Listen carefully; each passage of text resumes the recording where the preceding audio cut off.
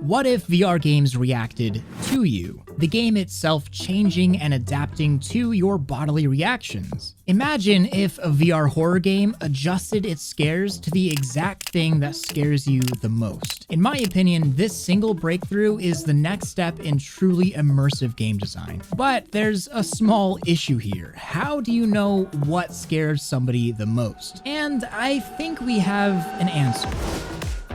This is the HP Reverb G2 Omnicept edition. As of now, this headset is packed with the most sensors I have ever seen on a headset, at least from the factory, containing a face tracker, Tobii eye tracking, and a heart rate monitor. Plus, it's the only headset right now that supports NVIDIA's new VRSS2 eye-tracked foveated rendering, which we'll talk about because it's a bit of an oof. Now, the Omnicept Edition G2. To be honest, this is an enterprise-centric headset built for businesses to better track the effectiveness and attentiveness of trainees through biometric data. But that's not stopping anyone from just buying it. However, there's way more to the G2 Omnicept Edition than first meets the eye. And this is a really cool insight into what all VR headsets in the future will likely be capable of, and how it will affect everything moving forward, from game design to social VR to how businesses make VR training more effective. So you may be decently familiar with the HP Reverb G2. It's pretty much the last bastion of Windows mixed reality headsets, and it's a pretty darn good one. You'll notice it looks remarkably similar in a lot of ways to a Valve Index, and that's because Valve actually helped design this headset. From the head strap to the awesome near-field speakers to the lenses, it's a solid headset with pretty good tracking. Well, the Reverb G2 Omnicept Edition is basically the consumer G2 with a few pretty big changes. The head strap design has been altered and a litany of sensors have been added. Same on the Omnicept Edition from the G2 are the Valve designed speakers that are still best in class for VR headsets, the 4 cameras used for controller and spatial tracking, and the controllers are the same, with the same problem of not having capacitive sensors built in like just about all other VR controllers out there. But the biggest positives, these displays. The G2 and the G2 Omnicept have some of the prettiest looking VR displays, pushing a resolution of 2160 by 2160, which means you better have a pretty decent computer to push out these pixels, but also means that just about everything looks extremely clear on this headset. Field of view isn't anything spectacular with an advertised 107 degrees diagonal, but it's not terrible either. What really makes this headset so interesting are all of these sensors that you just don't find on any other headset. The closest comparison right now is probably the Deca Gear 1, but I haven't actually tested one for myself, so right now this is the most sensor-heavy headset on the market, at least from the factory. And what it's being used for right now is also extremely interesting and a little scary in a way. One of the biggest customers of the Omnicept Edition Reverb G2 are companies looking to utilize VR within their training. This can be for everything from basic tasks to high-risk environments like firefighting or air traffic control. And the Omnicept does something that nearly no other headset can. Using all of its sensors, it actively reads the user's cognitive loads, assessing face tracking data to read someone's genuine reactions to things, heart rate to measure changes due to being put in stressful situations, and more importantly, the eye tracking detects what you're looking at and when you're looking at it. With all 3 of these metrics, you can put a trainee into a very stressful situation in VR, like trying to save someone's life while firefighting, and somewhat accurately assess how they were affected by the situation, their reaction times to events happening, and where they were focusing their attention due to the eye tracking. And if, say, something goes wrong during the training, all of that data is being tracked and recorded, and exact metrics like attention or gaze can be addressed to make that training far more effective. I can already see this being a huge benefit for pilots using VR while in flight simulators or military training. Now, I'm sure you immediately already come to the conclusions of the huge benefits of something like eye tracking or face tracking with VR. If you've ever been in a social VR application, whether that be Rec Room or VR Chat or Neos, imagine if instead of gestures controlling facial expressions, which is how most people, including me, do it now, the headset and application just did it for you, and probably express it far better than any gesture animation.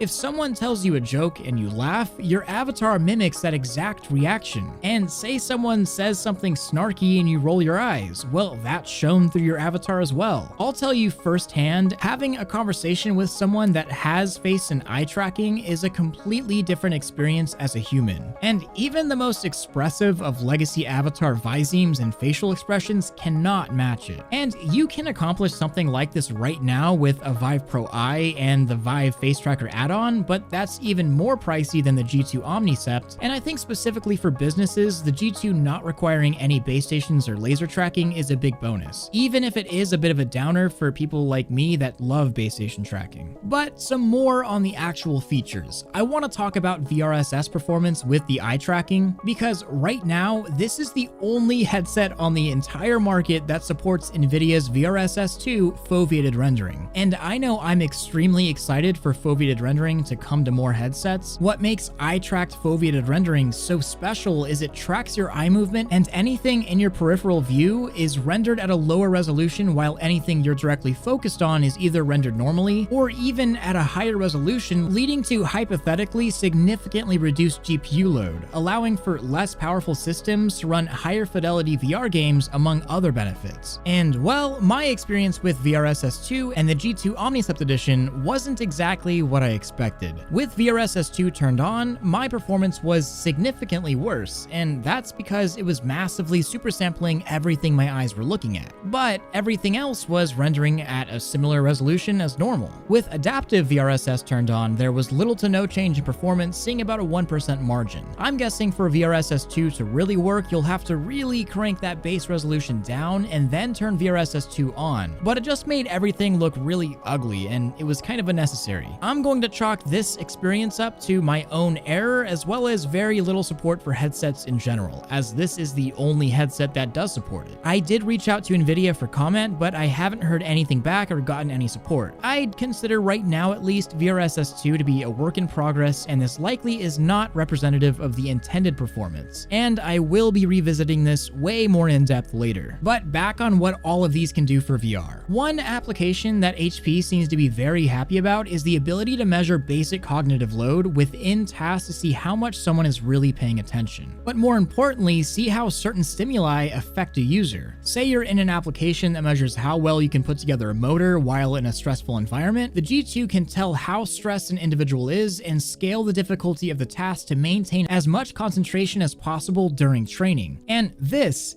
as a gamer, all sounds incredibly exciting. Difficulty settings? No more. The game, using all of these sensors, can automatically adjust to a user based on their biometric data. If you're sweating beads trying to figure out a puzzle, the software will likely know before you ever take the headset off and log off, and can practically read your brain without actually reading your brain. And regarding the application, I would say if these sensors are implemented into consumer VR headsets, but really, it's a matter of when will we see headsets implement all of these sensors? And when will it finally be a standard of VR? And when it finally is a standard of VR, it's quite literally going to be an entire evolution of game design. Back to the horror game example. With a heart rate monitor, you can tell exactly when a person is frightened due to an elevated heart rate. You can tell when somebody is perfectly fine and comfortable as well, and that's probably the perfect time to scare someone. And based on face tracking, you can see through small changes in expression exactly what someone is scared of the most or the least. And finally, with eye tracking, you can tell exactly where someone is looking, or more frighteningly, you can tell exactly where someone isn't looking. Seeing all of these sensors working for businesses right now to do pretty much this but for different applications is really thought-provoking, because it's here, it's happening, and if it can be done for a business application like training, it can also be done for game development. And what we're seeing here in this headset that admittedly is really expensive, PC VR only, and there's practically nothing that fully supports all of the functionality. I mean, companies will pretty much have to build their own applications for their own purposes to get the full capability out of the Omnicept, but this is truly like a sneak peek into the future of VR, and it's the near future. Valve has done extensive research and filed patents for this already, titled Player Biofeedback for dynamically controlling a video game state. Megadodo also has all of these sensors in their upcoming headset. Facebook has already stated they plan on implementing more sensors like this in their coming headsets as well. This is coming, and this is the first time we really get to see it in one package. And I don't mean this lightly, but as long as there is a standard for these sorts of sensors, mainly eye tracking, face tracking, and a heart rate monitor across the next few generations of VR headsets, we are going to witness a true renaissance of VR applications, bringing immersion within games to levels no display and tracking alone can replicate. We are going to see games designed completely differently,